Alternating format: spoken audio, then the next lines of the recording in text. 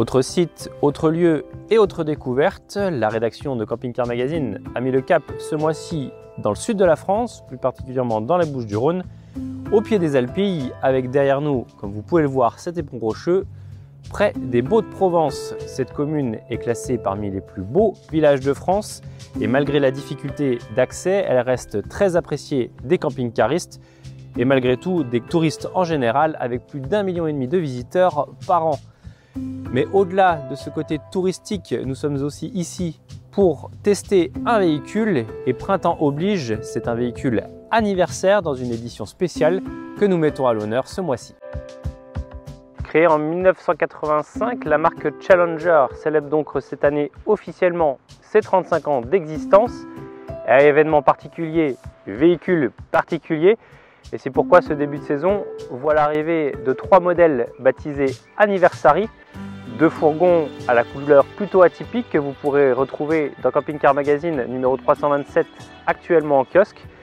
Et ce profilé derrière nous, le 250 Graphite Anniversary, un véhicule de 6,39 m de longueur exclusivement proposé sur le châssis Ford. Ce véhicule en édition spéciale se distingue avant tout par sa carrosserie de cellules dans les gris beige, mais c'est surtout que son implantation reprend celle du 250, une des grandes nouveautés proposées pour ce millésime. Challenger entend donc faire de ce véhicule un des best-sellers de la marque et vous allez comprendre pourquoi, puisqu'à l'intérieur de ce véhicule, il reprend tous les codes qui plaisent à l'heure actuelle, c'est-à-dire compacité, salon face-face et surtout sentiment d'espace.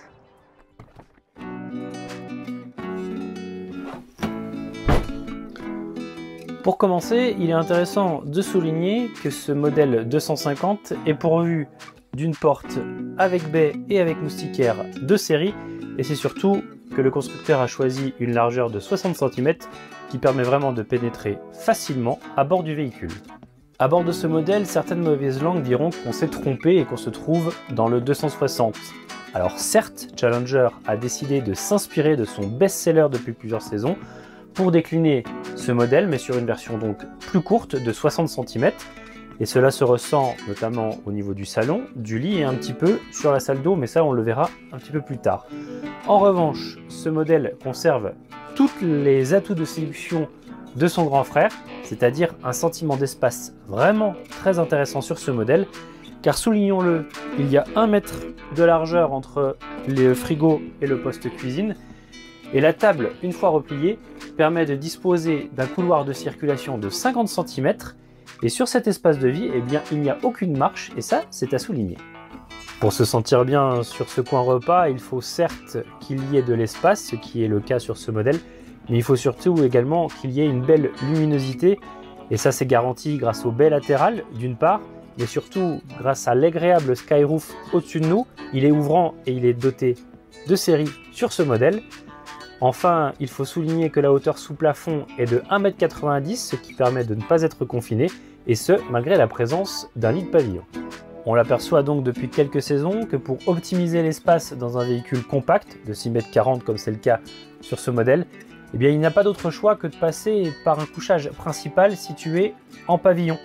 Et sachez que sur ce modèle, eh bien, le lit présente des dimensions de 142 cm aux épaules et 122 cm en pied, et présente un matelas également de 189 cm de longueur, ce qui fait que le couchage double est plutôt intéressant. Et il se distingue également par un dispositif électrique de série qui permet d'abaisser le lit au plus bas à 80 cm du sol. Autant dire que pour monter à bord, c'est extrêmement simple. Toutefois, il est possible de disposer d'une hauteur intermédiaire et cela est profitable à la dinette qui de série peut se transformer aussi en couchage d'appoint pour 2 personnes. Donc à l'étape, ce véhicule est fait pour 4 personnes. En partie cuisine, eh bien, outre le fait qu'il est extrêmement aisé de se mouvoir, comme on vous le disait en préambule, eh bien, sachez que ce poste est équipé d'un bloc avec un réchaud 3 feux triangulaire, d'une cuve inox, de multiples rangements, et c'est surtout que face à ce petit meuble cuisine, eh bien, figure un grand frigo à double porte, d'une capacité de 167 litres au total, avec un freezer de 29 litres totalement indépendant. En faisant coulisser très simplement ce rideau à lamelles, eh bien vous accédez sur toute la partie arrière à l'espace sanitaire. Il est grand, il occupe toute la largeur du véhicule. Il se compose d'un WC, d'un lavabo et de quelques rangements. Et c'est surtout qu'il se distingue par une douche sans l'ombre d'un doute la plus grande de sa catégorie. Car imaginez que la cabine fait 90 cm de profondeur pour 60 cm de largeur. Donc rappelons-le, sur un véhicule de 6,40 m, il n'y a pas mieux à l'heure actuelle. Pour un petit rappel au niveau du marché, eh bien souvenez-vous que le 250 était l'une des grandes nouveautés de la collection 2020 pour le constructeur Challenger. Ce modèle Anniversary s'inspire donc de ce véhicule, mais pour autant, le constructeur a décidé d'y apporter déjà des modifications, en écoutant peut-être les remontées terrain et les remontées concessionnaires.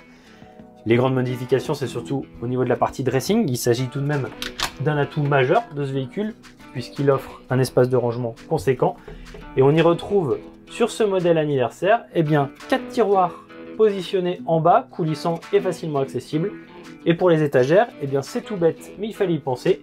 Pour éviter que vos pulls ou autres chargements ne basculent dès le premier virage, eh bien le bureau d'études y a mis des petites cordelettes élastiques qui retiennent le tout.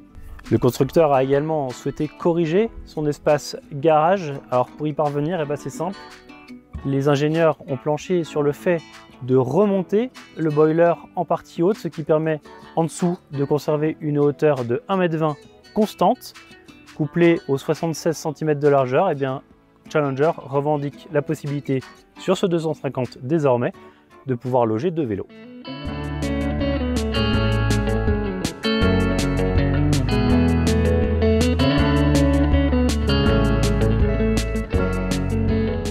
Alors d'un point de vue routier, eh bien, rappelons-le, ce véhicule est un vrai compact, c'est-à-dire qu'il vient vraiment se positionner face à des modèles comme des maxi-fourgons de 6,36 m. Il offre une conduite vraiment agréable et franchement, certains diront que c'est plus large et plus haut. Certes, ça c'est indéniable, c'est marqué sur la fiche technique. Mais sur les routes escarpées qu'on a pu prendre, et bien que ça soit à 2,30 m de largeur ou 2,05 m, ça ne changeait pas grand-chose en soi. Ce véhicule, en tout cas, eh bien, modèle anniversaire oblige, est suréquipé, c'est ce que nous vous disions. Alors, on va pas faire une liste exhaustive, mais sachez que le porteur Ford dispose vraiment de tous les accessoires nécessaires. Il a l'autoradio avec la connexion Bluetooth pour son portable. Il a le régulateur limiteur de vitesse, la caméra de recul qui assure très bien nos arrières. C'est un accessoire peut-être futile pour certains, mais nous on a trouvé vraiment son utilité, c'est le pare-brise dégivrant, car c'est vraiment d'une efficacité redoutable. Et surtout, ce modèle se distingue par sa motorisation de 170 chevaux de base, et ça sera la seule.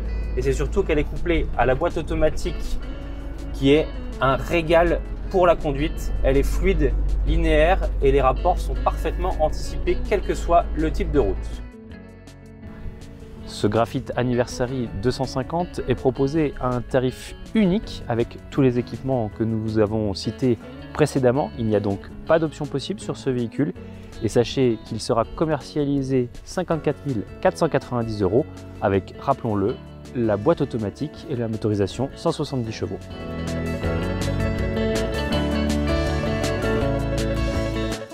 C'est au pied du géant de Provence, plus communément appelé le Mont Ventoux, que notre essai touche à sa fin. J'espère que vous avez pris plaisir à visionner cette vidéo autant que nous avons eu plaisir à la réaliser. Vous pouvez d'ailleurs le notifier par le petit pouce en l'air juste ici en bas qui nous dit si vous avez apprécié ou au contraire détesté cette vidéo. N'hésitez pas non plus à laisser un commentaire pour nous dire ce que vous pensez de ce véhicule et plus globalement de notre super essai. N'hésitez pas à vous abonner à notre chaîne YouTube, c'est gratuit et surtout vous ne raterez rien des prochaines vidéos qui seront mises en ligne. Enfin, pour toute l'actualité, retrouvez-nous sur notre site internet www.campingcar.com et n'oubliez pas que nous sommes extrêmement actifs également sur les réseaux sociaux. Donc allez vite voir notre page Facebook et notre page Instagram.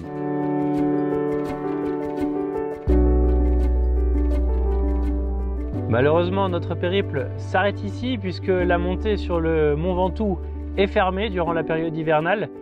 Nous vous donnons rendez-vous le mois prochain pour découvrir un autre essai dans une autre localité française. Et n'oubliez pas surtout de prendre du bon temps et à très bientôt.